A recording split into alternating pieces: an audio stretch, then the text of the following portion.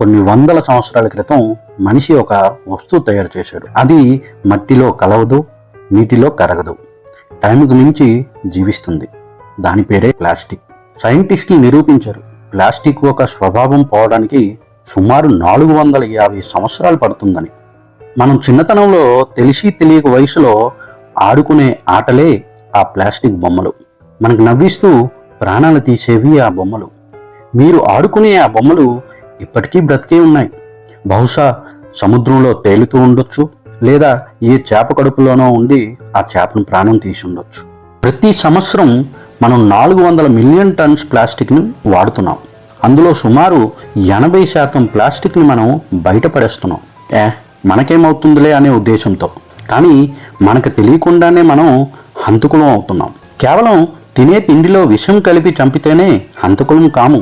ఇలా slow పాయిజన్లా plastic ఎక్కడ పడితే అక్కడ పడేసి చాలామంది ప్రాణాలకి ప్రమాదం చేకూరుస్తున్నాం. మనం పడేసిన ప్లాస్టిక్కి తెలియకపోవచ్చు అది ఇతరులకి ముప్పు తెస్తుంది అని.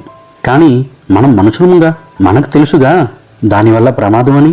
మనం పీల్చే గాలిలో కాలుష్యం, మనం తాగే నీళ్ళలో కాలుష్యం, అలా చెప్పుకుంటూ పోతే మనం ప్రతిరోజు కూడా ఫుడ్ రూపంలో ప్లాస్టిక్ని తింటున్నాం.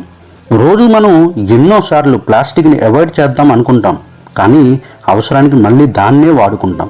ఇలా కంటిన్యూ అయితే చివరికి మనం చనిపోవడానికి ముఖ్య కారణమే ఈ ప్లాస్టిక్ అవుతుంది. మన శరీరం మనల్ని విడిచిపోయినా ప్లాస్టిక్ మాత్రం విడిచిపోదు.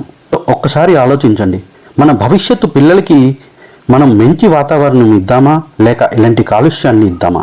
నేను చెప్పిన మాట కరెక్ట్ అనిపిస్తే ప్రతి ఒక్కరూ కూడా ఎస్ అని కామెంట్ చేయండి. ఈ యొక్క వీడియోని అందరికీ షేర్ చేయండి మరియు నా పేజ్ని ఫాలో చేయండి. Thank you.